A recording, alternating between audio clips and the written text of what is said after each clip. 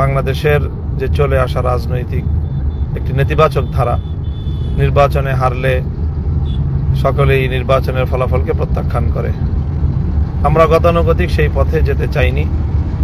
নির্বাচনে পরাজয়কে আমরা স্বাভাবিকভাবেই গ্রহণ করা, সম্পূর্ণ ইতিবাচক মানসিকতা নিয়েই আমরা নির্বাচনকে ফেস করেছি এবং আমাদের প্রাথমিক প্রতিক্রিয়া এবং আমাদের পক্ষ থেকে সেই ধরনের বক্তব্য মিডিয়াতেও এসেছে।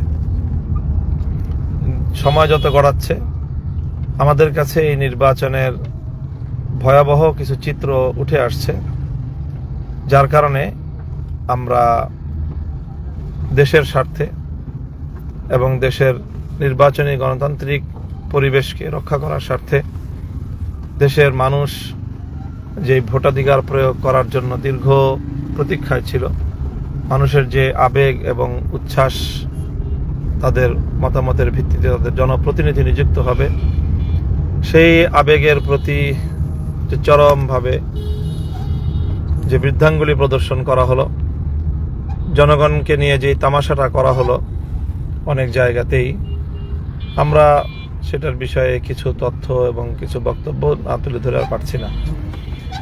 আপনারা সকলেই গণমাধ্যম সূত্রে ইতিমধ্যে জেনেছেন যে গত রাত্রেই আমি এই বিষয়টি নিয়ে, বিশেষ করে আমার ঢাকা 13 আসনের সুনির্দিষ্ট সমস্যাগুলোর অভিযোগ নিয়ে আমি নির্বাচন কমিশনে গিয়েছিলাম। রিটার্নিং কর্মকর্তার সাথে কথা বলেছি। রিটার্নিং কর্মকর্তা আমাকে নির্বাচন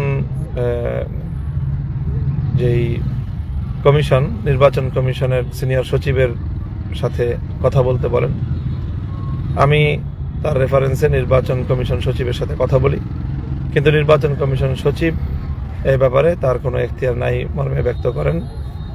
কাজেই এখন সার কথা দাঁড়ায় যে দায় দায়িত্ব কেউই নিচ্ছে না, নির্বাচন কমিশনও নিচ্ছে না এবং রিটার্নিং কর্মকর্তাও নিচ্ছে না। প্রশ্ন হলো, তাহলে আমাদের জনগণের ভোটাধিকারের কি হবে? মানুষের ভোটাধিকার নিয়ে যে এত আন্দোলন, এত সংগ্রাম, এত লড়াই, এত যুদ্ধ, তো তার কি হলো, তার কি হবে? এই বিষয়গুলি আজ তীব্রভাবে প্রশ্ন হিসাবে দাঁড়িয়ে গিয়েছে। কাজেই এই বিষয়টি আমরা যতটা সহজেই এটাকে আমরা উপেক্ষা করতে চেয়েছিলাম, পরিস্থিতির বাস্তবতা আমাদেরকে সেভাবে উপেক্ষা করতে দিচ্ছে না। হাজারো মানুষের চোখের অশ্রু, অসংখ্য অগণিত মানুষের কলিজা ছেঁড়া তাদের কান্না, আর্তনাদ আমাদেরকে এই বিষয়ে আরও কিছু পদক্ষেপ নিতে বাধ্য করছে। তো ইনশাল্লাহ আমরা সেই বিষয়গুলি নিয়ে কাজ করছি। আমাদের যারা এই বিষয়ে দক্ষ রয়েছেন, এক্সপার্ট রয়েছেন, সেই বিষয়গুলি তারা খতিয়ে দেখছেন যে এখানে আমাদের কি কি করণীয় আছে।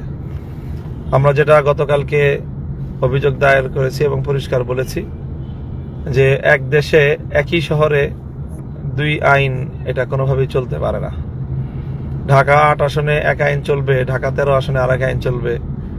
ঢাকা 8 আসনে যেই গ্রাউন্ডে মির্জা আব্বাস সাহেবের ব্যালটগুলো বৈধ বলে, ওনার পক্ষের বলে গণ্য হবে, একই গ্রাউন্ডে ঢাকা 13 আসনে মামুনুল হকের ব্যালটগুলো অবৈধ, বাতিল বলে গণ্য হবে। এই ধরনের হঠকারী সিদ্ধান্ত মানতে তো আমরা কোনোভাবেই প্রস্তুত না এবং এটা সম্ভব নয় আমাদের পক্ষে মেনে নেওয়া।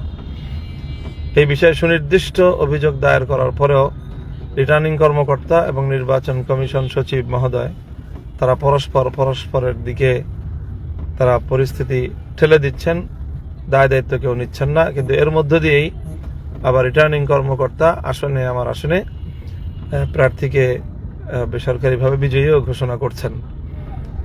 তো এটা তো জনগণের ভোটাধিকার নিয়ে সির্ফ তামাশা করা ছাড়া আর কিছুই না। আমরা দ্ব্যর্থহীন ভাষায় বলছি যে আমরা যাবতীয় প্রক্রিয়া অবলম্বন করছি। এই সময়টা আমরা খুব তাড়াতাড়ি সমস্ত ডকুমেন্টস এবং মাঠ পর্যায় থেকে সকল তথ্যগুলো সংগ্রহ করছি।